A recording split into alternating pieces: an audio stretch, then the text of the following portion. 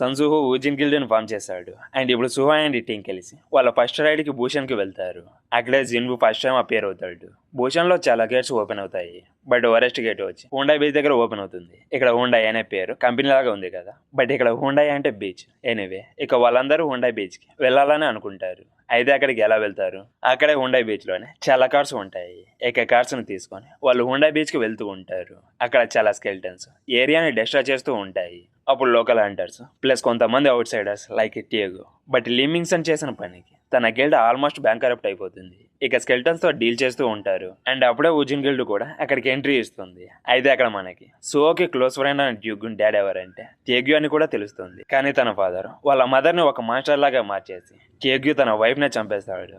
ఇక ఆ ఇన్సిడెంట్ తర్వాత డ్యూగున్ వాళ్ళ ఫాదర్ని ఎప్పటికీ క్షమించాడు. అలాగే ఇంట్లో నుంచి పారిపోతాడు. బట్ ఈ రైడ్లో వాళ్ళు నైట్ గర్ల్స్తో కలిసి పనిచేస్తారు.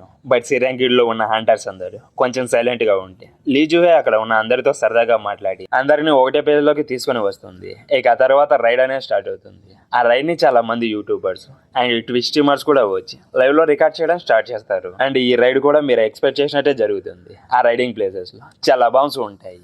బట్ ఇక్కడ ఉండేది హంటర్స్ కాబట్టి ఈ బాంబ్స్ అన్నీ కూడా రియల్ హంటర్స్కి జస్ట్ అబ్స్టకిల్స్ లాగా ఉంటాయి.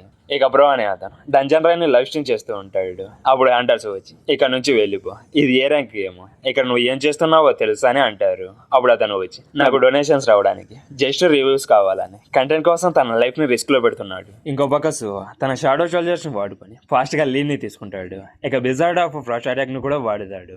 ఇది ప్రోస్టమనాక్ దగ్గర నుంచి తీసుకున్న డైరెక్ట్ అబిలిటీ. ఇక అందరూ టీమ్స్గా స్ప్లిట్ అయిపోయి గేట్స్ని క్లోజ్ చేయడానికి ట్రై చేయాలని అనుకుంటారు. అలా అందరూ సపరేట్ అయ్యే టైంలో పాస్ట్ నుంచి ఇల్యూజన్స్ కనిపిస్తాయి. ఇప్పుడు వాటిని ఓవర్కమ్ చేయాలి. ఎగ్జాంపుల్ గా తేగ్యూకి తన వైఫ్ కనిపించి ఆమె ఒక హగ్ అడుగుతుంది. కానీ హగ్ చేసుకునేటప్పుడు తనకి బర్నింగ్ అవ్వడం స్టార్ట్ అవుతుంది. ఇదంతా మ్యాజిక్ కాస్టర్ అయిన జేవియర్ తన మిరేజ్ అబిలిటీతో చేస్తాడు. ఇక్కడ జేవియర్ మ్యాజిక్ తో బ్యాటిల్ ఫీల్డ్ ని నైట్ మేర్ లాగా మార్చేస్తాడు. ఈవెన్ ఎలైట్ హంటర్స్ కూడా వాళ్ళు లాస్ట్ అయిన పర్సన్స్ వల్ల లేదా వాళ్ళకి ఇష్టమైన వాళ్ళు చనిపోయిన పర్సన్స్ పెయిన్ఫుల్ హాలిజినేషన్స్ తో ట్రాప్ చేస్తాడు. ఇక తర్వాత నుంచి జేవియర్ వియర్ సుహో బ్యాటిల్ అనేది స్టార్ట్ అవుతుంది. అండ్ సడన్ గా జేవియర్ ఒక క్రాకెన్ లాగా మారిపోయి ఇది నేను చూసిన స్ట్రాంగెస్ట్ అండ్ స్కేరియస్ట్ క్రియేచర్ అని చెప్తాడు. కానీ సుహో ఆ బీస్ట్ ని మేనేజ్ చేసి డిఫీట్ చేయడంతో జేవియర్ షాక్ అయిపోతాడు. అప్పుడే జేవియర్ సుహో మైండ్ ని రీడ్ చేసి తనలో ఉన్న స్ట్రాంగెస్ట్ అండ్ స్కేరియస్ట్ ఫియర్ ని మేనిఫెస్ట్ చేస్తాడు. అయితే అతని మైండ్ లో ఎవరు కనబడతారో మీకు తెలుసు, shadow lord and Sung Suho father అయిన సంగ్ జిన్వు.